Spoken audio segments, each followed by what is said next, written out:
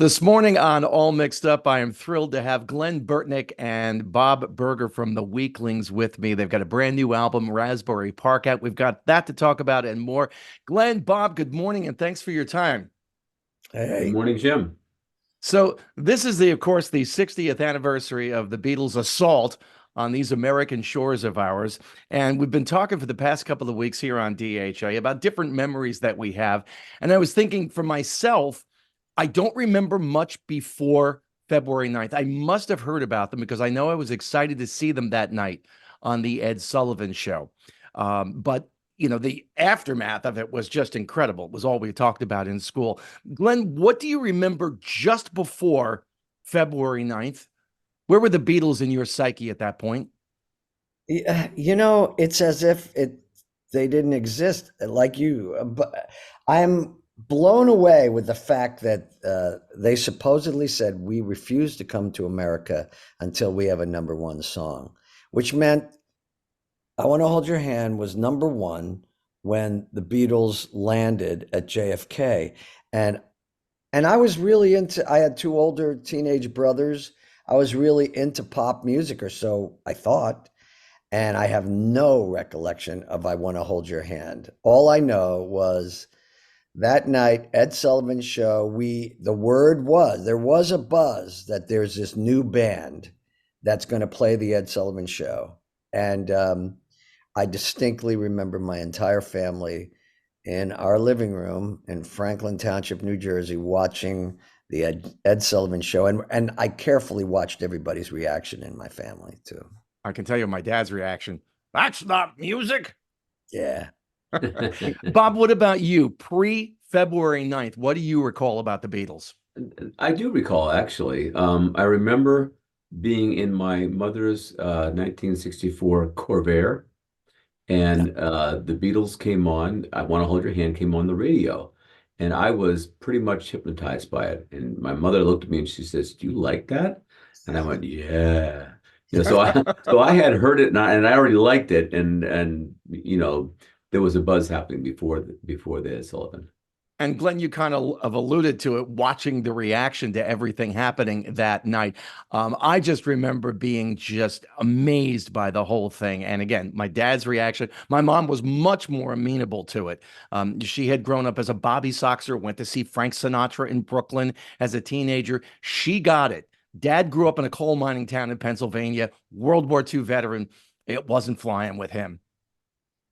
Yeah, it really was obviously an explosion of sorts. It was a big deal, and and I think if you liked it or not, and one of my brothers didn't like it, the other brother really liked it. My dad couldn't understand it, but in any case, yeah, I think you had to recognize that it was a media event. Also, that was the era of media events. This was just months after John F. Kennedy's assassination, Mhm. followed by Lee Harvey Oswald's assassination.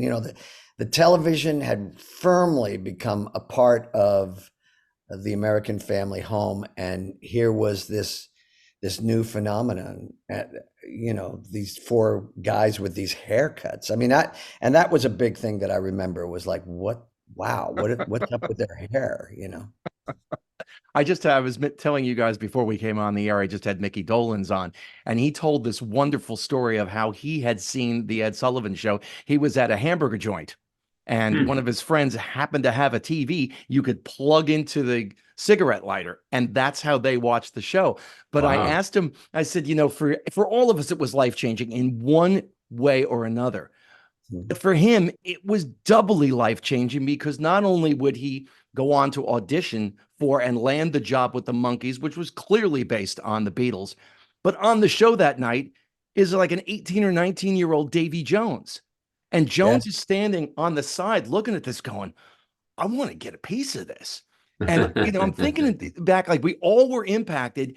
Dolan's doesn't even realize that other kid, their lives are going to be so intertwined and they're going to be right in the eye of the hurricane, just as the Beatles were.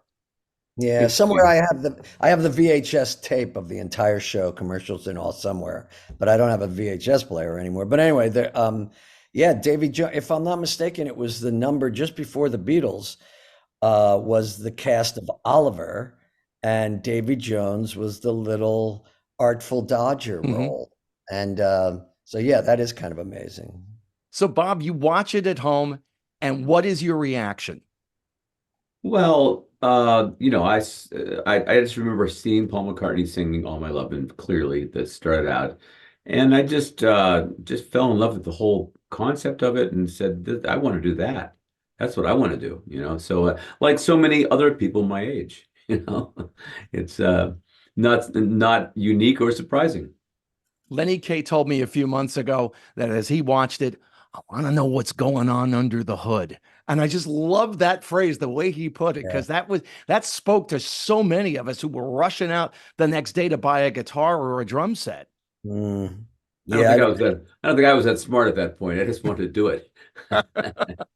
I definitely, I took up drums, like, I started drum lessons months later. I wanted to be Ringo initially. But I often think, now I've been a musician all my life. That's pretty much all I've ever done. And I pretty much think that had the Beatles not happened, I would be doing something else. It's just that simple. Well, I think there'd have been rock and roll. We already had rock and roll to be sure, but it was just everything changed. Like Everything literally changed. overnight, Everything everything changed. changed. Everything changed. It And was not only hard. It was hard to relate to Elvis for me then. Later on, I got into him, but no. At that point, Elvis was old. Even though it was probably like his peak was probably a year earlier or something. 2, 3 years. But yeah, it was the Beatles. This was a new world. Yeah. And for anybody who doesn't really have a memory of that, this sounds like just a bunch of old baby boomers. Yeah, we're just kind of reliving the past here. But again, everything changed. And not only did it change then, they did it a few years later when Sergeant Pepper came out, and all Yeah, of a they did sudden it. everybody's going, "Whoa, what is Yeah, this?" yeah, Yeah. they did it twice. Amazing. Very few artists do it once, let alone twice. Well, and the other thing that really amazes me is that, my parents had their music, their World War II era music, and I did learn a lot about it around the house and stuff, but it just wasn't that important in 1964.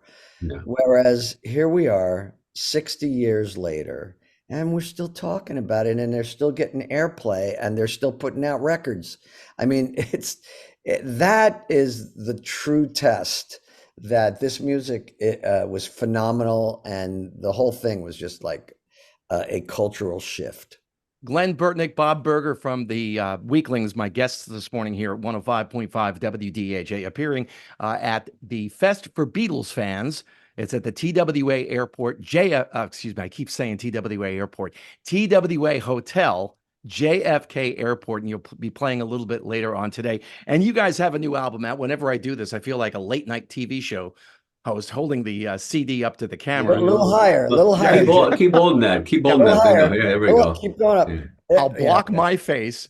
You can still hear me. Raspberry Park, which you guys just had the album release party at the Stone Pony in Asbury Park a couple of weeks ago, who themselves are celebrating their 50th anniversary this week. Right. First of all, congratulations, because this is a terrific record. Thank you. Thanks. Thank you. We're proud of it. Yeah, it's a good one. Yeah. And I mean, among the surprises on here, I think my favorite right now is Mr. Soul Satisfaction, because there are so many twists and turns in that. And the guest vocalist on there, boy, does he have some stories of his own to tell. Oh, yeah. He does. And he's great. Peter Noon did the vocals on that for us. And what a great guy. What a great singer. We've become friends with him in this process and really happily. So.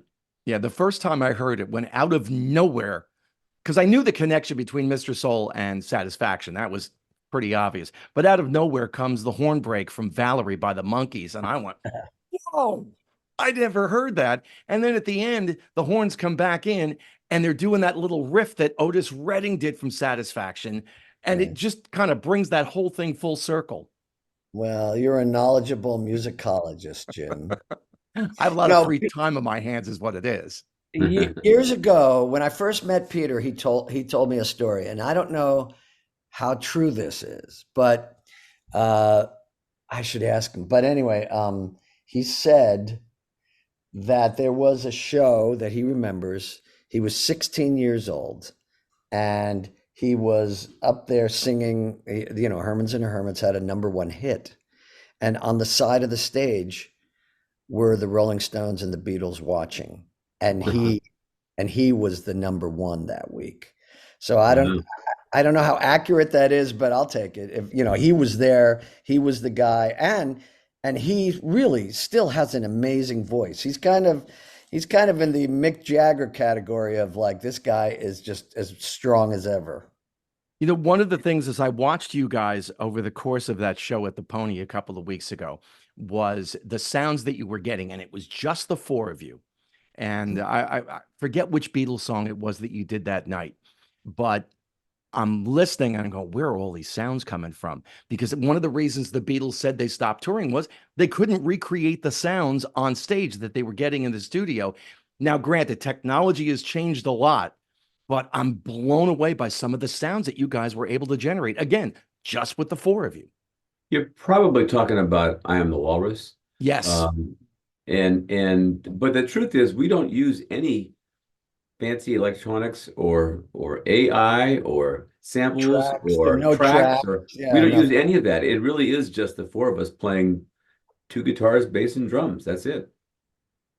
So I don't know. I think we have to credit John Rajavi for creating the sounds because he's really good at getting his guitar to sound like anything he wants it to sound like.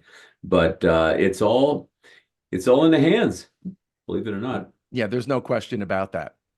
Because again, it was just amazing. And I'm thinking, boy, if the Beatles had only waited, well, I don't know how many decades, they would have been able to do all of this. And even Oh if they yeah. did use some technology, whether it's MIDI or whatever, to be able to recreate some of that.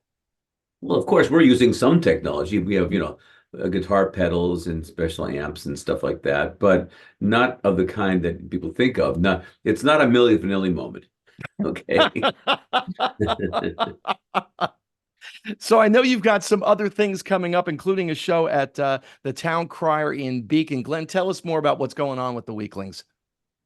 Well, I know that we're doing that. We're looking forward to that. We also, on occasion, we do use other musicians, and coming up in a few months, I guess it is. We're doing a show with horns and strings. It's like we work with an orchestra, and we recreate a lot of Beatles songs that included strings and horns. We also have a cruise coming up. What is it called? The On the Blue cruise, which is kind of a moody blues thing with Justin Hayward and a bunch of other bands.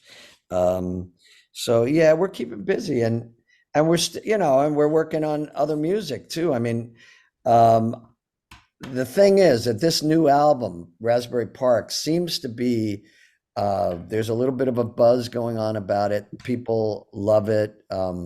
So I'm kind of the mind of like, we should get ready to, we should start thinking about the next one because we're off to a very good start at this point. One of the things I think I like most about the record is while you can hear the influences, it doesn't sound dated. The record sounds fresh. It sounds 2024, not 1964, 66, or 67. Yeah. Well, we kind of first couple of records we made, we were sort of following the technical path of very early Beatle records, trying to record it in the same fashion that they did. And then for this record and even the previous one, we kind of threw that out and started taking advantage of modern technology for in making records, which is substantial and great. So I mean, hopefully that's part of what's making it sound fresher. And plus, we're just fresh-faced young men, and so it should sound new. The I hope. Weeklings appearing tonight at TWA Hotel, JFK Airport, as part of the fest for Beatles fans. You can find out all things Weeklings online at weeklings.com, and you can learn more about the fest itself at thefest.com. Glenn, Bob, thank you so much for your time. The record's great, and have a good time tonight. Thank Thanks, you. Jim.